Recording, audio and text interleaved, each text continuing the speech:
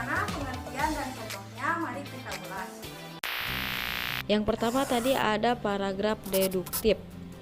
Paragraf deduktif di sini adalah paragraf yang kalimat utamanya berada di awal paragraf. Jadi kalimat utamanya itu berada di awal paragraf. Ini biasanya ada di dalam bacaan-bacaan atau sering digunakan dalam bacaan-bacaan. Nah, di sini ada satu contohnya. Cecak mempunyai pelindungan diri yang unik. Ia mampu mengelabui musuhnya dengan memutuskan ekornya. Kemampuan ini disebut autotomi. Pemangsa akan dikelabui sehingga cecak leluasa melarikan diri. Sekarang dapat kita lihat bahwa kalimat utamanya itu berada di awal paragraf. Nah, sekarang kita perhatikan kata cecak, lalu pelindungan diri, dan yang unik. Nah, itu bisa kita jadikan sebagai kata kuncinya. Sekarang bisa kita lihat kalimat yang kedua. Di sini ada kata iya. Kata iya di sini mengacu kepada hewan itu atau hewan cecak. Yang kedua musuhnya. Musuhnya di sini musuhnya siapa? Yang musuhnya di sini itu musuhnya hewan cecak. Lalu di sini ada kata memutuskan ekornya. Memutuskan ekornya di sini itu suatu pelindungan diri dari hewan cecak. Lalu di sini ada kalimat kemampuan ini disebut autotomi. Autotomi di sini berarti perlindungan diri yang unik dari hewan cecak tersebut. Nah, sekarang bisa kita simpulkan mengapa kalimat utamanya itu berada di awal paragraf.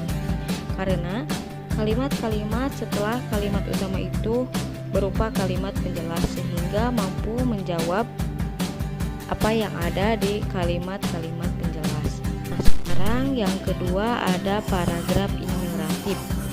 Paragraf ineratif di sini adalah paragraf yang kalimat utamanya ada di tengah paragraf. Contohnya di sini ada: udara di tempat ini sangatlah segar. Pemandangan hijau terhampar luas. Kebun teh Nagoro sangatlah menarik hati. Di sana sangat pas jika dijadikan latar untuk berfoto. Banyak juga objek wisata di sekitar tempat itu.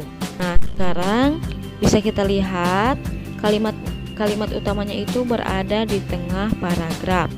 Nah, kebun teh Nagoro sangatlah menarik hati. Nah, itu bisa kita jadikan sebagai kalimat pokok. Lain bisa disebut sebagai kalimat pokok. Kalimat itu juga bisa kita sebut sebagai kalimat utamanya. Mengapa disebut kalimat utama? Karena kalimat itu paling pokok, mengandung ide pokok.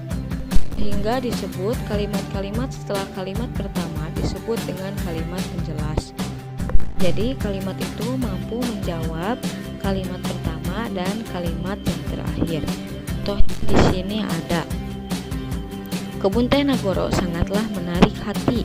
Menarik hati di sini ada di kalimat yang pertama. Nah, ada di kalimat pertama, jawabannya adalah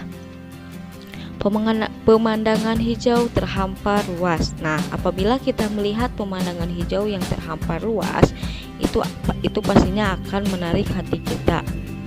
Nah, untuk kalimat penjelas yang berada di akhir bisa dijawab dengan: di sana sangat pas jika dijadikan latar untuk berfoto. Nah, itu tentunya pasti akan menarik hati bagi pengunjung yang datang ke kebun teh Nagoro di sana.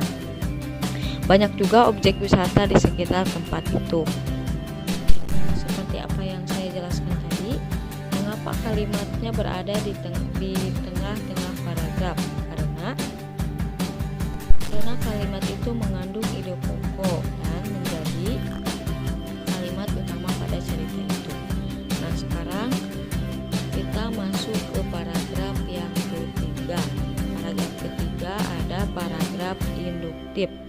Paragraf induktif di sini adalah paragraf yang kalimat utamanya ada di akhir paragraf. Contohnya di sini ada: ini adalah danau terbesar di Indonesia. Terletak danau ini adalah di Sumatera.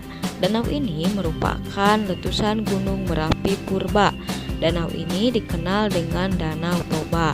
Nah, sekarang sekarang bisa kita lihat ini kalimat utamanya itu berada di akhir paragraf. Danau ini dikenal dengan Danau Toba. Nah, itu adalah kalimat utamanya. Mengapa bisa dibilang kalimat utama? Karena kalimat-kalimat setelah kalimat utama mampu disebut dengan kalimat penjelas. Dan sekarang yang terakhir ada paragraf 1.